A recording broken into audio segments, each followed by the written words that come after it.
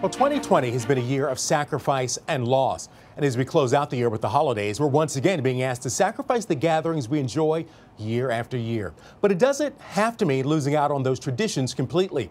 In the Rebound Detroit, we're helping you rethink the holiday gatherings where you can combine now fellowship and safety to get the most out of your family traditions.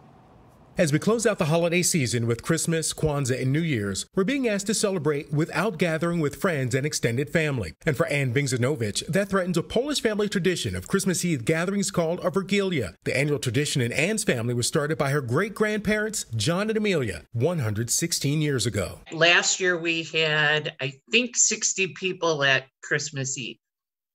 So it includes, all the first cousins, second, third, all the great-grandbabies. This year, they'll still gather, but virtually. It'll just be nice to see everybody's faces. This holiday season needs to be different. It doesn't mean it's not going to be memorable and beautiful. It just needs to be different. Dr. Allison Weinman is an infectious disease expert at Henry Ford Hospital. She says virtual gatherings are the way to go this year to fight COVID and promote togetherness. If you're celebrating Christmas, maybe you video Zoom everybody opening their gifts all at the same time and matching pajama sets, for example. That way you can still see the faces of your loved ones as they open their gifts. Or maybe drop off a meal and dine together virtually. Other ideas include watching a movie together in person with your bubble or virtually with others. Or spending time in the kitchen cooking for your immediate family. The smaller meals may allow you to try something new. A drive-by parade for seniors who can't come out for Christmas. Or dropping off gifts and spending time together on the porch with masks on. Or maybe you decide to go for a socially distant walk after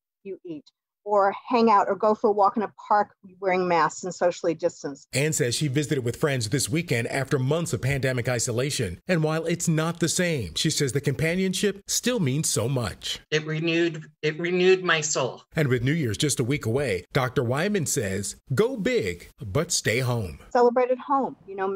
Make sure that time is special for you with your household.